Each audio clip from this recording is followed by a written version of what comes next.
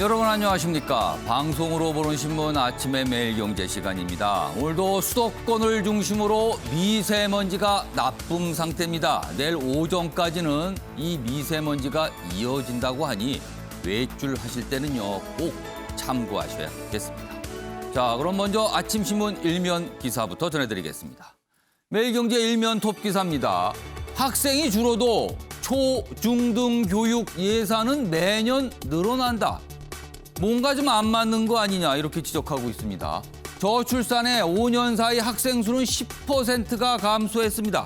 그러나 같은 기간이요 예산은 41% 늘었다고 합니다. 그리고 쓸 곳이 없어 전국 교육청에 쌓아둔 돈이요 4조 5천억 원에 이른답니다. 예산의 효율적인 사용과 배분 문제가 있는 거 아니냐 이 기사는 이렇게 지적하고 있습니다. 다음은 서울신문 보겠습니다. 기사가 아래쪽에 있습니다. LH 직원 실제 사용할 목적이 아니라면 땅을 아예 못 산다. 정부가 이렇게 추진하고 있습니다. 정세균 국무총리 투기 의혹 20명 토지 강제 처분 추진하겠다. 지금 강력한 입장을 정부가 연일 내놓고 있습니다. 이번엔 조선일보입니다. 보궐선거 관련 여론조사입니다. 오세훈, 안철수 단일화를 할 땐 박영선의 10%포인트 앞선다. 이렇게 돼 있습니다. 여기 보시면요. 양자 대결 땐 오, 박 대결에서는 46.5, 34.2. 그리고 안, 박 대결에서는 45.2, 33.8. 그러니까 단일 후보로 누가 되든 여당 후보보다 앞선다 이런 결과가 나온 겁니다. 지금 보궐선거 관련해서 뭔가 지금 판이 요동치고 있다 이런 분석 나오는 상황에서 이런 여론조사 결과가 나타났습니다. 마지막으로 동아일보 보겠습니다. 761억 한 실버타운의 4가족의 기부 릴레이입니다. 먼저 어떤 부부가 먼저 기부했어요. 그리고 다른 부부도 그 소식을 듣고 그럼 우리도 하지. 또 그 소식을 듣고 우리도 하지. 이렇게 이어진 겁니다. 90대 노 부부가요. 카이스트에 200억 상당의 부동산을 기부했습니다. 그런데 이웃 사촌이 먼저 기부를 했어요. 그걸 보고 영향을 받았다는. 그래서 4가족 기부한 금액을 합해보니 761억 원에 달한다고 합니다. 기부 릴레이 따뜻하고 아름다운 릴레이 같습니다. 자, 지금까지 일명기사 짚어봤고요. 오늘도 뉴스의 행간을 읽어주시기 위해 4분께서 자리하셨습니다. 한 분씩 소개해드리겠습니다. 먼저 화면 가장 맨 왼쪽에 윤경호 MBN 논설위원 자리하고 계십니다. 그리고 그 옆에는 최경철 매일신부 편집위원 나오셨습니다. 그리고 3번째 자리에는요. 김정욱 동국대 외래교수 나와 계시고요. 마지막으로 윤기찬 변호사 자리하셨습니다. 안녕하세요.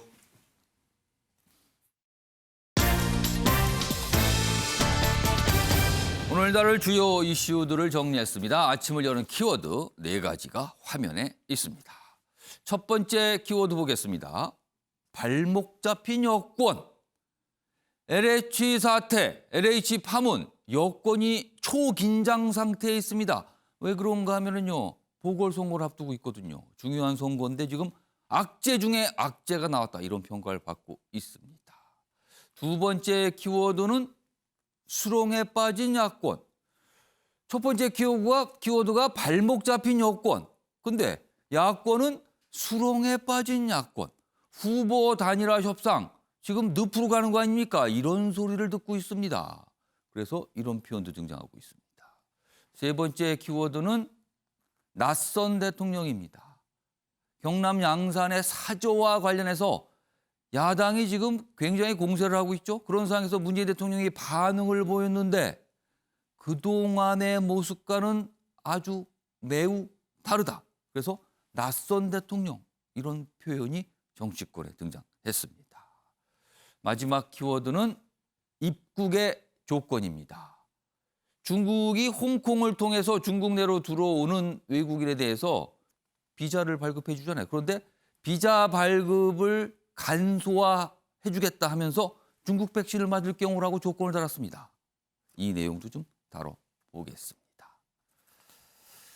자, 그럼 아침의 매일경제 첫 번째 이슈는 LH 사태 그리고 그에 대한 정부와 여당의 대응입니다. 어떻게 보면요, 굉장히 긴장 상태 그리고 뭔가를 계속 내놓고 있는 상황이거든요. 그 내용 좀 다뤄보겠습니다. 침통했던 LH 진화 긴급 회의 어제입니다. LH 사태 관련해서 대책회의가 좀 열렸어요. 상황 워낙 심각해 뭐라도 내놔야 한다 이렇게 돼 있습니다. 여기 뭐 사진 좀 봐주실까요? 어제 회의가 열린 모습입니다. 정부 서울청사에서 열렸는데요. 여기 정세균 국무총리가 있고요. 그 앞에는요 변창훈 국토부 장관의 뒷모습이 좀 보이고 있습니다. 기사 내용 보겠습니다. 총력 수습에 나선 당정이다. 그리고 17일은 홍남기 부총리 주재 대책회의 열지만 그때까지 손 놓고 있을 수야. 그래서 어제 일요일인데도 장관들이 모여서 논의를 한 겁니다. 투기 의심 수명, 땅 강제 처분 추진하고요. 농지위를 설치해 취득심사 의무화하겠다. 여당에서도요 투기방지법 쏟아내고 있죠. 그러나 내부에서는요. 악화된 민심 달래기에는 역부족 아니냐 이런 한탄의 목소리도 있다고 합니다. 관련 기사 하나 더 보겠습니다. 특검, 장관 경질, 전수조사까지 여당 다급한 박영선 지원에 총력전을 벌이고 있다. 그동안 지난주부터 주말 사이에 나온 내용이죠. 특검하자는 주장 여당에서 나왔어요. 그리고 장관 지금 사의 표명했죠. 그리고 문재인 대통령이 수용을 했습니다. 물론 일정 기간 뭔가 마무리를 하라는 지시와 함께. 근데 여기 경질한 표현까지 있습니다. 그리고 국회의원 전수조사합시다. 이런 얘기까지 나왔잖아요. 그렇습니다. 지금까지 나온 내용을 정리돼 있습니다. 서울시장 보선 가상양자 대결에서 오세훈 안철수에 지금 뒤지는 결과가 계속 나오고 있습니다. 자, 그러자 뭔가 강한 대책들을 쏟아내고 있다. 지금 내용 기사는 이렇게 좀 전하고 있습니다. 자, 그럼요. 이와 관련해서 정세균 국무총리 그리고 박영선 후보의 이야기 영상으로 확인해 보겠습니다. 지난 정부 합동조사 결과로 확인된 20명 등 투기 의심자들은 수사 결과에 따라 신속하게 농지 강제 처분 조치를 추진하겠습니다. 이제부터 더 이상 투기꾼들이 농지를 투기의 먹잇감으로 삼지 못하도록 농지 취득에 대한 사전 사후 관리를 철저하고 엄격하게 관리하겠습니다. 앞으로 LH 임직원은 실제 사용 목적 이외에 토지 취득을 금지시키겠습니다. 내부 통제를 총괄하는 준법 윤리 감시단을 설치하여 불법에 대한 감시 감독 체계가 상시적으로 작동될 수 있는 시스템을 제도화하겠습니다. 토지 소유자 전수조사로 차명 투기 연루자의 자금 출처 흐름을 낱낱이 추적해서 불법 투기 세력을 철저히 가려내고 책임을 물어야 합니다. 국회의원 전수조사에 그치지 않고 토지 소유자 전수조사를 다 하자 이런 제안까지 나온 겁니다. 지금요. 자, 윤경호 의원님. 여러 가지 조치들이 지금 주말 사이에 쏟아졌고요. 오늘도 아마 있을 것 같습니다.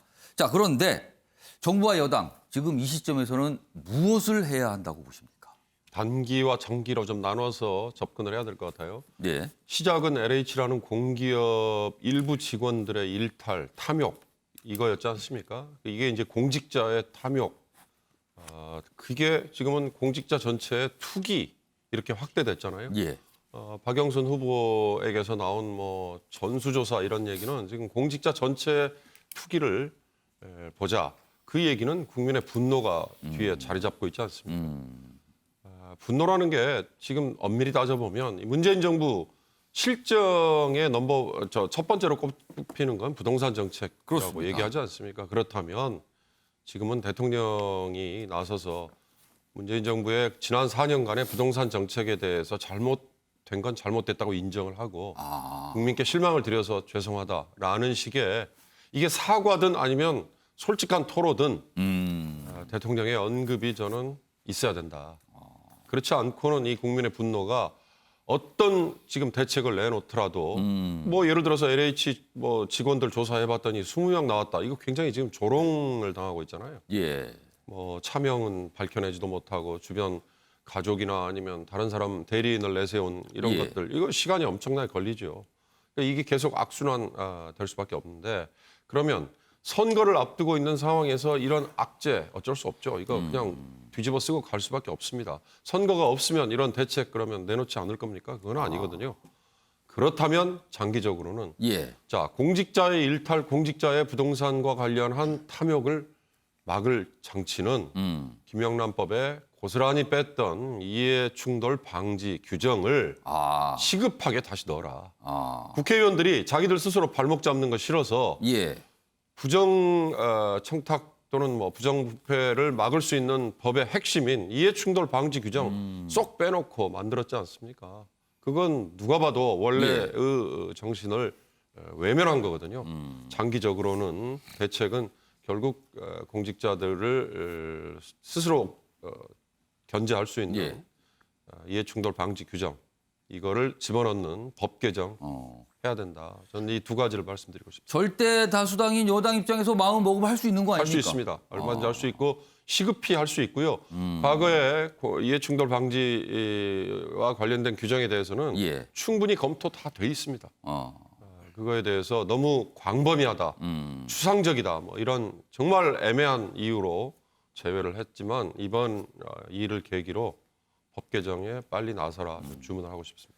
자, 윤경호 의원께 두 가지 말씀하셨어요. 문재인 대통령이 나서 뭔가 설명할 필요가 지금 분명히 있다. 그리고 부동산 정책 전반에 대한 얘기를 할 필요가 있다. 그리고 동시에 여당은 이해충돌 방지법 이거 이번에 마련해야 된다. 이 두 가지가 필요하다고 말씀하셨어요. 자, 윤찬 변호사. 제1야당인 국민의힘 소속이시니까요. 야당 입장에서는 지금 정부와 여당 무엇을 해야 된다고 보십니까? 일단 토지 주택 공급 전략 기조를 좀 바꿔야 된다고 생각을 합니다. 그러니까 LH 등이 공공주도로 개발을 해가지고 공급하는 것인데 예. 이것이 토지 개발에 따른 부당이득 환수를 목적으로 한 그런 목적도 있어요. 그리고 이제 그 개발할 때 보면 이거를 수용하는 그 방식으로 개발을 하거든요. 그렇죠. 그렇다 보니까 수용한다는 의미는 뭐냐면 일부가 반대한다 하더라도 토지 개발을 그 해당 지역에서 추진할 수 있다는 겁니다. 그러면 그만큼 LH나 국토부의 의사가 관철된다는 것이고 그렇기 때문에 개발 정보가 확정된다는 것이죠. 그렇지 않다면 저렇게 투기형의 토지 매수를 하지 않을 것인데 또 하나는 이제 LH가 만약에 공공주도 택지 개발을 한다 하더라도 일부 대토나 뭐 협의 양도인 토지 등에 대해서 사실은 이 본인 스스로가 수의계약 형식으로 계약을 체결해요. 예. 그러니까 본인 마음 먹으면 줄 수 있다는 거죠. 이런 그 토지 공급 방법도 검토를 해봐야 되는 것이고, 그러니까 지금 LH 직원에 대해서 처벌 위주의 입법안이 많이 나오고 있는데, 예. 그것은 물론 보완돼야 되겠지만 근본적인 해결책은 그런 게 아니라는 거죠. 또 하나는 LH가 일부 정보를 근거로 해서 해당 주변 토지를 매입했다, LH 예. 일부 직원이 예. 이것도 큰 문제지만 또 하나는 그 LH 보상 절차 과정에서 어떤 불법 형태의 행위들이 있는지에 대해서 정부가 지금 파악하는 노력을 해야 됩니다. 그러니까 예를 들면 공적 자금이 투입되는 그러니까 그 지역에 살았던 분들이 주택을 갖고 있던 분들이 수용당하게 되면 그 주택 갖고 있는 분들에 대해서 토지를 줍니다. 이주자 택지를 줍니다. 예. 그 택지에 대해서는 사실 그분들이 끝까지 갖고 있는 경우가 많이 없고 주로 다 이것을 전매를 해요. 근데 스스로 하고 싶어 전매하는 경우도 있지만 정부가 어두워서 전매하는 경우도 있거든요. 낮은 예. 가격으로. 근데 그 전매를 하는 상대방, 이것을 매수하는 사람은 그 전매를 하고자 하는 이 이주자 택지 권리자의 정보를 몰라요. 근데 조직적으로 그 사람들의 정보를 갖고 있거든요. 그러면 어떻게 그 정보를 갖고 있는지 사실은 이제 LH 내부에 그 이주자 택지 대상자에 대한 정보가 흘러나가는 수도 있거든요. 그래서 이런 근본적인 더 큰 문제가 사실은 도사리고 있어요. 아직까지 뭔가 나오지는 않은 부분이지만 그 부분까지도 꼼꼼히 봐야 된다는 말씀이시네요. 그렇죠. 그러니까 택지 선정 절차도 있지만 선정되고 난 이후에 보상 절차 과정에서 생길 예. 수 있는 여러 가지 비리 유형에 대해서도 정부가 살펴봐야 될 부분이 분명히 있습니다. 그러니까 뭔가 근본적인 지금 당장 드러난 부분은 아니라 이거를 그냥 이번에 지나가게 되면 또 언젠가는 불거질 수 있는 부분들 이것까지도 좀 짚어봐야 된다 이 말씀이었습니다. 자, 정부에서 뭐 연일 뭔가 내놓고 있죠. 자, 그런데 그 배경에는요. 아까 잠깐 말씀드렸지만 보궐선거가 있다는 점 이걸 또 배제하기는 어렵습니다. 그럼 그와 관련된 내용 좀 보겠습니다. 다음 기사입니다. LH 쇼크 여당 서울시장 보궐선거 빨간불이 들어왔다. 조국 사태 후 최대 위기다. 지금 여권은 위기감이 고조되고 있다는 거죠. 여기 보시면 아까 일면 기사 소개 때 잠깐 봤습니다. 이 가상 양자 대결 여기 보시면 이번에는요 다른 여론조사 업체의 결과입니다. 여기 보시면 서울시장 가상 양자 대결 조사 안철수 45.4, 박영선 34.6. 여기 보면 차이가 좀 꽤 나지요. 그리고요 오세훈 42.3, 박영선 35.0. 여기도 꽤 납니다. 그러니까 단일 후보 누가 되던 박영선 후보보다 앞서는 결과가 지금 나온 겁니다. 여기 보겠습니다. 그러면 왜 이런 모습이 나타났을까? 중도, 무당층, 여당의 등을 돌렸다.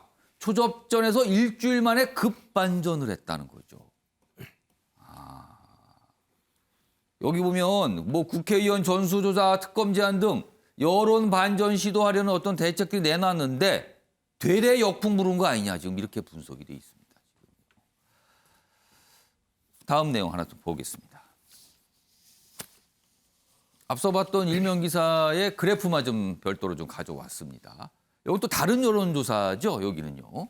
여기 보면 역시 단일 후보, 여기 빨간색으로 돼 있습니다. 단일 후보, 야권 단일 후보 누가 되든 여당 후보에 앞서는 결과, 가상 양자 대결 결과 이렇게 나온 겁니다. 이게 지금 최근 2월 말 상황하고 비교하면 많이 달라졌다는 거죠. 지금 상황이요.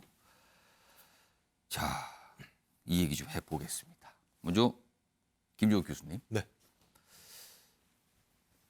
여권. 구체적으로 말을 하면 박영선 민주당 후보가 LH 사태에 직격탄을 받았다. 이렇게 보십니까? 예, 그렇죠. 더블 악재가 있는 거죠. 하나가 뭐냐면 이제 윤석열 검찰총장의 사퇴. 아, 이거 제가 볼 때는 그냥 곡사포 정도였었는데. 곡사포. 근데, 네, LH 같은 경우 거의 직격탄 같은 상황. 그러면 이제 비유를 하시는데 네. 윤석열 전 검찰총장의 사태는 곡사포 정도로 날아오는 그러니까 궤적이 좀 보이는 상황이었는데 그렇죠. 이 LH 사태는 직격으로 날아갔다 지금. 그러니까 말씀드린 것처럼 윤석열 검찰총장의 사퇴를 하면서부터 예. 제가 볼 때는 그 보수 지지층이 결집을 했었고 소위 나름대로 정권 심판 이후의 미래에 대한 가능성이라고 하는 중심이 생기면서 결집하기 시작했고요. 중도층 같은 경우도 당장 뭐 윤석열 검찰총장에 대한 지지는 아닙니다만 정권 심판에 대한 의지들이 예. 윤석열 검찰총장에 대한 지지로 나타났다는 측면이 분명히 있습니다. 이제 그런 상황에서 가장 중요하게 LH 사태가 발생하면서부터 다 아시겠습니다만 문재인 정부의 최대의 아킬레스건은 부동산 정책이었어요. 그러니까 항상 국정 운영 지지 반대 지지층 같은 경우는 반대층 같은 경우는 그 1순위가 부동산 정책 문제였었습니다. 근데 이건 전 세대가 걸려 있는 문제였는데 그 문제와 관련해서 이런 비리가 발생했다는 것, 그걸 감시 제대로 하지 못했다는 것도 있고요. 또 하나는 핵심 지지층이라고 얘기하는 20대부터 40대까지가 주로 이 불공정에 대해서 엄청나게 분노를 했었는데 LH 사태 같은 경우는 엄청나게 심각한 문제인 거거든요. 이 두 가지가 결합되게 되면서 저는 중도층의 이반 현상 플러스 제가 볼 때는 이쪽에 있는 핵심 지지층 같은 경우도 일부가 좀 무응답으로 빠진 측면들이 있는 것 같고요. 좀 그런 측면에서는 좀 일시적인 흉이 발생했다. 그리고 경향적 추세도 마찬가지로 가고 있다는 생각이 들어요. 하지만 야당도 이렇게 이 상황과 관련해서 안심할 상황은 아니라는 생각이 들어요. 예. 왜냐하면 첫 번째가 뭐냐면 오세훈 후보로 만약에 단일화됐을 경우 어떤 예. 문제가 발생하냐면 예를 들면 국민의힘 지지층들에 대한 결집에 대해서 중도층이 계속 호응할 것인가 문제가 하나가 있고요. 두 번째로는 만약에 안철수 후보로 당선됐을 경우 국민의힘이라고 하는 핵심 지지층 조직력이 계속 지지할 것인가라고 하는 분명히 딜레마가 있습니다. 또 하나는 본선이라고 하는 형태로 들어가게 되면 보궐선거이기 때문에 조직력이 강한 후보가 의미가 있어요. 왜냐하면 민주당 같은 경우는 국회의원, 뭐 구청장, 시의원, 뭐 구의원 다 이런 상황이기 때문에 예. 저는 아마 조정면으로 갈 수밖에 없는 상황이지만 본선에 가게 되면 상황이 좀 달라질 수 있다라고 보시는 거예요. 그럼에도 불구하고 이 LH 문제에 대해서 지금과 같은 방식으로 정부 여당이 대응을 하게 됐을 때는 예. 이 추세를 꺾기 어렵다는 생각이 들기 때문에 저는 이 문제에 대해서 집중할 필요가 있다고 생각을 합니다. 자, 최영철 편집위원. 네. 사실 시간을 약간만 뒤로 돌려보겠습니다. 2월 말 상황. 당시에 이제 박영선 후보가 상당히 탄력을 받고 있다. 이런 평가들이 나왔었어요, 실제로요. 그러나 시간이 한 보름 정도 흐른 사이 완전히 상황이 달라졌습니다. 어떤 점이 가장 주요한 이유가 됐었을까요? 사실 뭐 제1야당인 국민의힘이 제대로 된 후보를 내지 못했죠. 안철수 후보한테 계속 밀리면서 예. 제3 후보가 사실 뭐 제1야당을 눌러버리는 이런 판국에서 2월 달까지는 뭐 서울시장 선거는 보나마나다. 또 그 여당에 내준다 자리를 그렇게 봤지만 이제 이 LH 사태가 터지면서 이제 새로운 빅뱅이 일어난 것이죠. 왜냐하면 이 LH 사태란 것은 정부 여당이 가장 아파하는 부동산 정책, 예. 25번에 걸친 정책에도 불구하고 모두 다 실패를 한 끝에 결국에는 거대한 부패 사건으로 귀결이 되면서 정책도 실패하고 부패 사건도 만들어내버리는 더블 악재가 터져버린 것이죠. 결국에는 박영선 후보로서는 굉장히 큰 악재를 만난 것인데 예. 이 정부가 그리고 정부 여당이 단 한 번도 정권 심판 선거를 해본 적이 없습니다. 2018년 지방선거, 2020년 총선에서 정권 심판을 당해보질 않은 거예요. 야당에서는 계속 정권 심판 얘기했지만 그게 안 통했다라고 그렇습니다. 통상 평가하거든요. 국민들은 회고적 투표를 하지 않았습니다. 과거를 예. 돌아보면서 아 정권이 이렇게 했구나. 거기에 대한 체크리스트를 만들어보지 않았다는 것이죠. 하지만 이제는 아 돌아보니까 4년 동안 도대체 너희들 뭐 했느냐.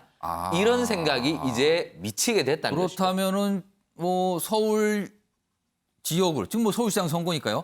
서울의 유권자분들께서 그런 생각을 하기 시작했다 이렇게 보시는 거예요? 그렇습니다. 그렇게 된다면 과거의 재보궐선거는 투표율이 50%를 넘지 않았습니다. 예. 그렇다면 분노형 투표가 만약에 된다면 투표율이 60%까지 갈 수 있다는 얘기죠. 그렇다면 야당을 지지하는 사람들이 정권 심판 투표를 할 수 있다는 가연성이 생긴다는 것이죠. 그렇기 때문에 지금 박영선 후보가 굉장히 힘들어한다는 것이죠. 거기에 따라서 또 야권 단일화가 된다면 예. 새로운 폭발력이 생길 수 있기 때문에 예. 이번 선거는 그야말로 정부 여당이 굉장히 힘들어하는 선거가 되지 않을까 이렇게 예측을 해봅니다. 그러니까 이번 보궐선거 투표율이 높을 수도 있다라고 지금 전망을 해주셨어요. 여러 가지 두 분의 말씀 들어보니까 여권으로서는 굉장히 지금 힘든 상황에 지금 처했다. 지금 뭔가 위기감을 느끼는 어떤 배경이 분명히 있다. 이런 설명이 좀 됐습니다.